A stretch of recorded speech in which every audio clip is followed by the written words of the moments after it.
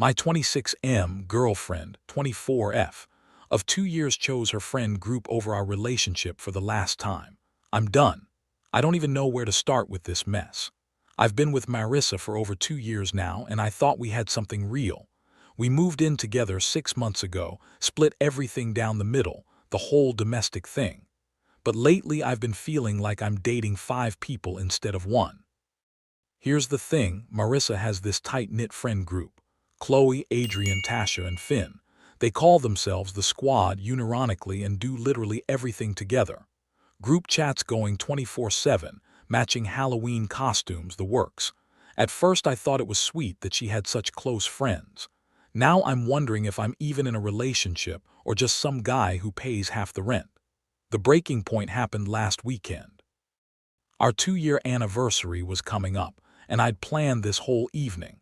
Made reservations at the place where we had our first real date, got tickets to see this band she's been obsessing over. Nothing crazy expensive, but thoughtful stuff. I found her in the living room, scrolling through Instagram stories of her friends' weekend adventures. "Hey, so I've got something special planned for our anniversary next Saturday," I said, sitting down next to her. She looked up from her phone and I swear her face just fell like I'd told her someone died. "Oh," she set the phone down slowly. "Oh babe, that's the same night as Tasha's birthday pregame. You know I can't miss that." I felt my stomach drop a little, but I tried to stay reasonable. "Well, what if you asked them if you guys could reschedule to Friday night instead? Or Sunday?" She was already shaking her head before I finished talking. No, you don't understand. Tasha specifically planned it for Saturday because it's literally the only night everyone can make it. Adrian's got that big work conference starting Sunday, and Chloe's been so stressed with her new job that she really needs this. And Finn just broke up with that girl he was seeing, so he needs us right now too. I watched her face as she talked, and she was getting more animated, like she was warming up to her argument. "We all really need this night, Ethan. The group hasn't been together properly in weeks." "But it's our anniversary," I said, and I hated how small my voice sounded. "This only happens once a year. You can see your friends literally any other time." That's when her whole demeanor changed. She sat back, crossed her arms, and gave me this look like I was being completely unreasonable. "Love can wait, but friendship can't. They were here before you and they'll be here after." I just stared at her. The words hit me like a physical blow. They'll be here after. Not if something happens to us. Not, God forbid, we ever break up. But a casual, matter-of-fact after. Like our breakup was already penciled into her calendar somewhere between next month's group vacation and Chloe's birthday party. After everything we've built together, I'm still just some temporary thing that can be rescheduled around brunch plans. This isn't the first time either. My graduation from my master's program. She went to Adrian's housewarming party instead. My brother's wedding last month. She was too exhausted from a 3-day festival with the Squad to come as my +1. Even when my mom was in the hospital for her surgery, Marissa couldn't visit because it conflicted with their weekly game night. But she expects me to drop everything when she needs something. Last month she called me at 2 a.m. to pick her up from some dive bar across town because Finn was too drunk to drive responsibly. When I got there, she barely acknowledged me, just kept taking selfies with everyone while I stood there like an Uber driver. Then spent the whole ride home talking about drama between Qley and some guy from the bar. The worst part is how she talks about our relationship to them. I overheard her on the phone with Tasha last week saying how I'm going through a jealous phase and need to learn to share her time better. Like I'm some insecure teenager instead of her partner who just wants to feel like a priority sometimes. I've tried talking to her about balance, about how relationships need nurturing too. She always promises to do better, then immediately makes plans that exclude me. When I point out the pattern, she accuses me of trying to isolate her from her friends. There's no winning. I'm writing this from a coffee shop because I couldn't stand being in our apartment anymore. I've been looking at places online all morning. Found a decent 1-bedroom about 20 minutes away that I can afford on my own. The lease application is sitting in my email drafts. I love her, but I can't keep coming in sixth place in my own relationship. My friends think I should give her an ultimatum, but honestly, I'm tired of begging someone to want to spend time with me. Is it too much to ask that your girlfriend actually wants to be your girlfriend sometimes? Edit. Reading all these responses is really eye-opening. To everyone asking why I haven't just ended it, you're right. I keep hoping she'll realize what she's doing, but she's made it pretty clear where her priorities are. Going to submit that rental application when I get home. Update 1. Original post blew up way more than I expected. Thanks for all the support and advice. Wish I could say this story had a happy ending where we worked things out, but, well, you'll see. So I submitted the rental application that same day. Got approved within 48 hours, which felt like a sign. Spent the next week quietly moving my stuff whenever Marissa was out with the squad, which was convenient since that's basically every day. By the time she noticed something was up, I had already moved about 80% of my things. She came home Thursday night around midnight. Apparently they'd gone to some new rooftop bar that Finn wanted to try, and immediately saw that my gaming setup was gone. I heard her calling my name from the living room, her voice getting higher with each room she checked. Ethan, Ethan, what the hell is happening here? Where's all your stuff? I was in our bedroom packing the last of my clothes when she found me. She stood in the doorway for a moment, scanning the room like she was taking inventory of everything missing. Are you moving out? Her voice cracked a little on the last word.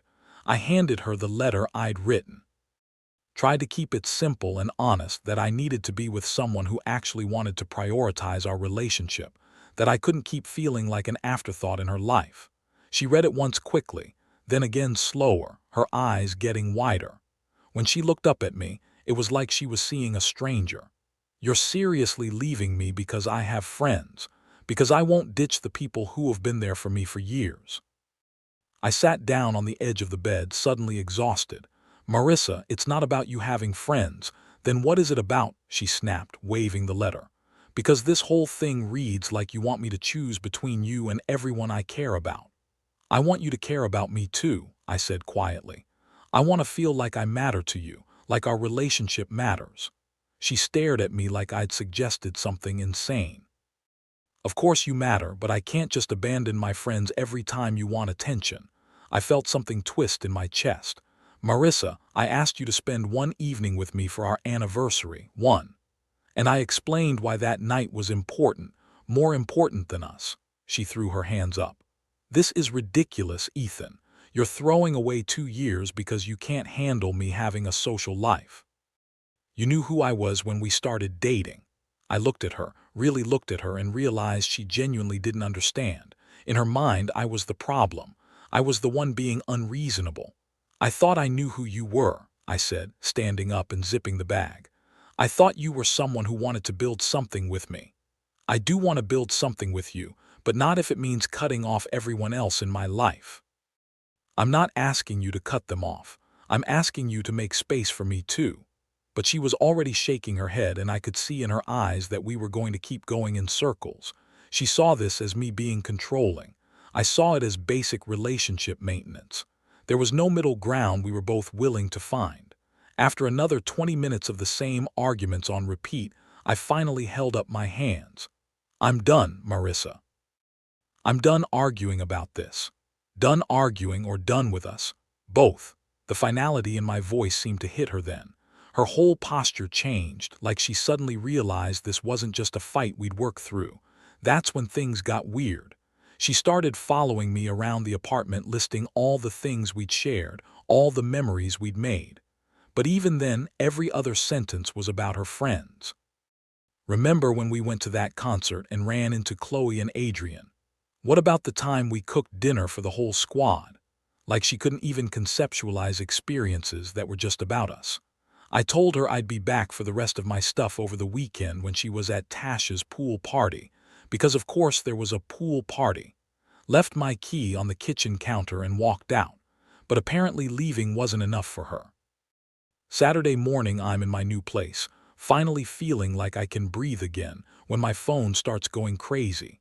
Marissa's calling non-stop, sending paragraph-long texts about how we need to talk this through like adults. When I didn't answer, she started having the squad message me too. Qley sent me this long text about how Marissa is devastated and I'm breaking up the family. Finn called me immature for ghosting instead of working things out. Adrian tried the reasonable approach, suggesting we all meet up to discuss things. Even Tasha, who I've maybe had 10 conversations with in 2 years, felt qualified to tell me I was making a mistake. The messages got more aggressive as the day went on. Stuff like, "You're going to regret this," and "Marissa deserves better anyway." By Sunday evening, they were calling me emotionally abusive for abandoning her without warning, despite the letter I'd left explaining everything. Then Monday night happened. I got home from work to find all 5 of them standing outside my new building. Marissa was in front, with the squad arranged behind her like some kind of intervention crew. She started talking as soon as she saw me, loud enough that neighbors were looking out their windows. "We need to settle this right now. You don't get to just disappear and ignore everyone. We're all adults here."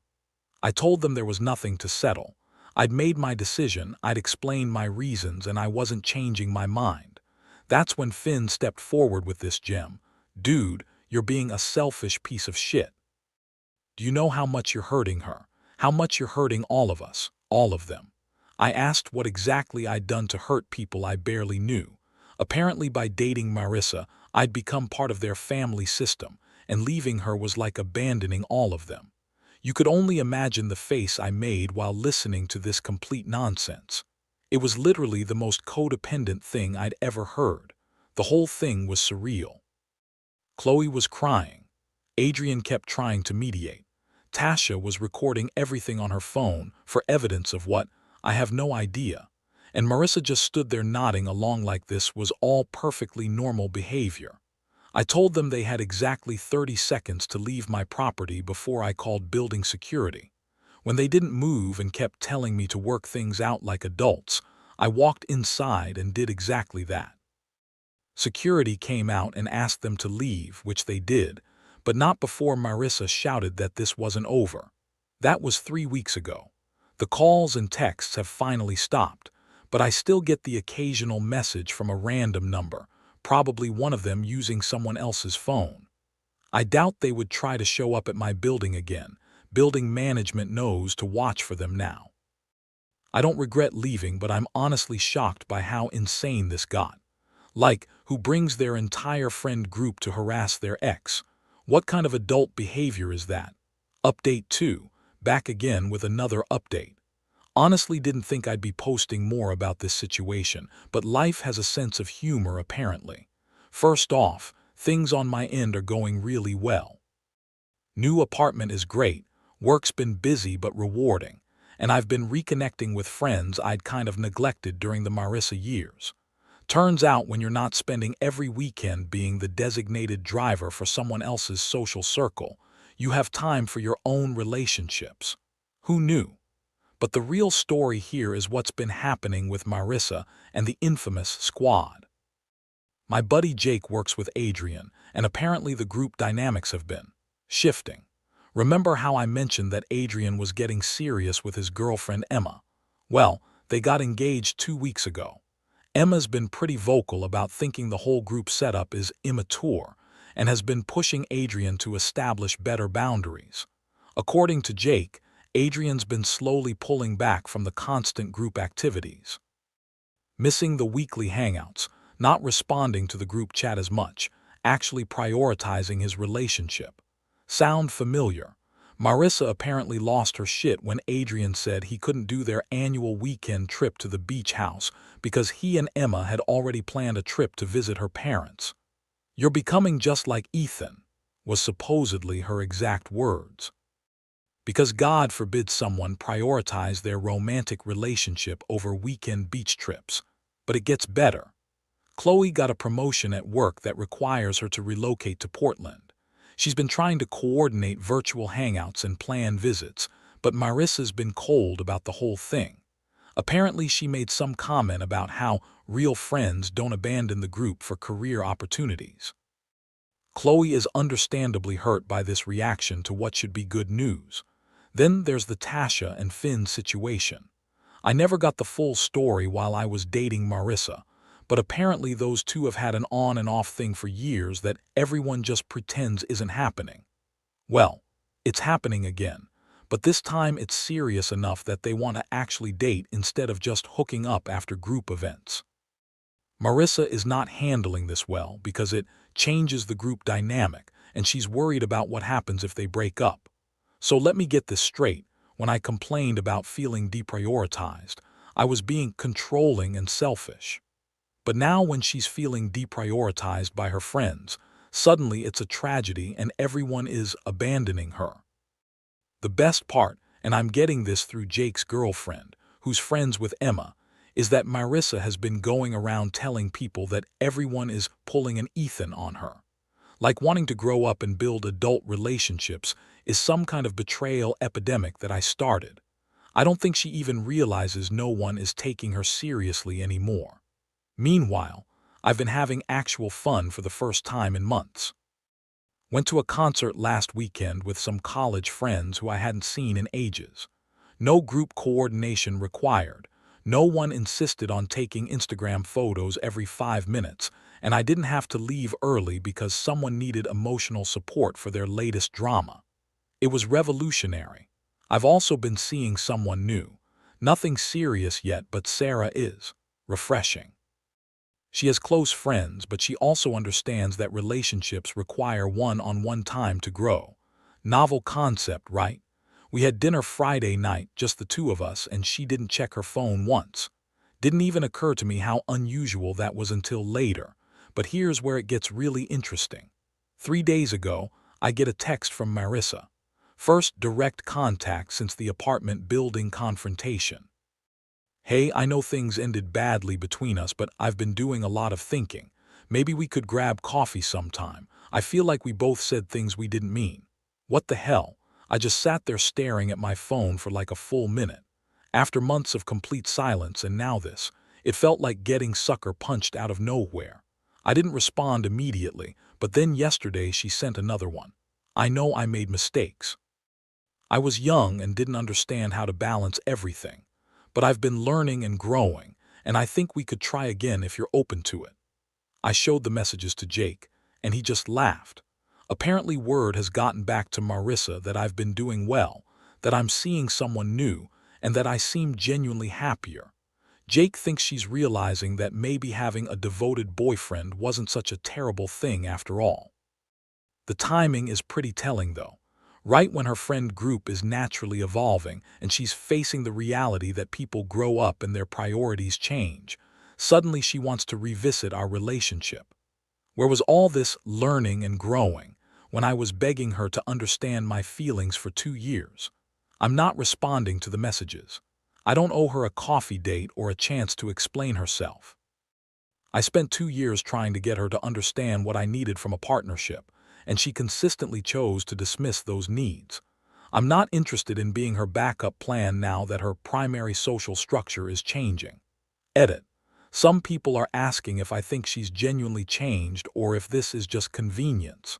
Honestly, it doesn't matter. Even if she has learned something about relationships, I've moved on. I'm building something new with someone who already understands what partnership looks like. Why would I go backward? Final update. Probably my last post about this whole situation, but wanted to share how things wrapped up since so many of you have been following along. The Marissa text messages continued for about another week after my last update. Nothing aggressive or manipulative, more like she was trying to find the right combination of words that would get me to respond. A few highlights. I finally understand what you meant about balance. I see it now. The group isn't the same anymore. I think I was using everyone to avoid dealing with real intimacy. I miss talking to you, not even about getting back together, just talking. That last one almost got me. We did used to have great conversations, especially early in our relationship. But I reminded myself that good conversation doesn't mean good partnership, and I stayed silent. Things came to a head last Tuesday. Sarah and I were having dinner at this Italian place downtown when I spotted a familiar group at a corner table. Marissa, Finn, and Tasha. Adrian and Qley were notably absent. Apparently Adrian was at some couple's thing with his fiancée, and Qley was already in Portland setting up her new life. Marissa saw me before I could suggest we leave. Our eyes met across the restaurant, and I could see her debating whether to come over. Sarah noticed me tense up and asked if everything was okay. I explained the situation briefly. She knew I had an ex who'd been reaching out, but not the full drama. To her credit, Marissa didn't cause a scene. She just gave me a small wave, then seemed to have an animated conversation with Finn and Tasha. I figured that was the end of it, but as Sarah and I were leaving, Marissa approached us near the exit. "Ethan, hey, I don't want to interrupt your evening, but could I talk to you for just a minute?" Sarah squeezed my hand and said she'd wait by the car, probably the most graceful way anyone's ever handled meeting their partner's ex.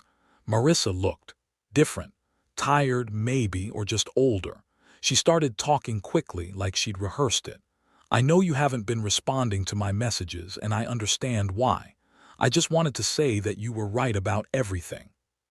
About the balance, about priorities, about what a real relationship should look like. I see Adrian with Emma and I watch how they support each other, and I realize I never did that with you."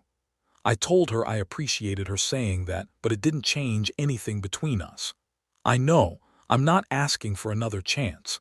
I just needed you to know that I understand now. And I'm sorry. Really, genuinely sorry for how I treated you and how I reacted when you left." It was the first time she'd actually apologized without any qualifiers or excuses. She looked over at Sarah in the parking lot and smiled sadly. "She seems lovely. I hope she appreciates what she has." And that was it. She went back to her table, I went to my car, and Sarah asked if I was okay. I realized I actually was. The ironic epilogue to all this. I heard through Jake that the squad is essentially done. Adrian's fully committed to his new life with Emma and barely talks to the group anymore. Qley's loving Portland and has made friends through work. Tasha and Finn are dating now, but apparently want space from the group dynamic that complicated things for so long. Marissa's been trying to keep the group together, planning events and sending nostalgic messages about the good times. But you can't force people to stay in a dynamic they've outgrown. She's learning what I tried to tell her months ago, that relationships, all relationships, require mutual investment and understanding. When people feel like they can't be authentic or pursue their own growth, they leave. As for me and Sarah, things are progressing nicely.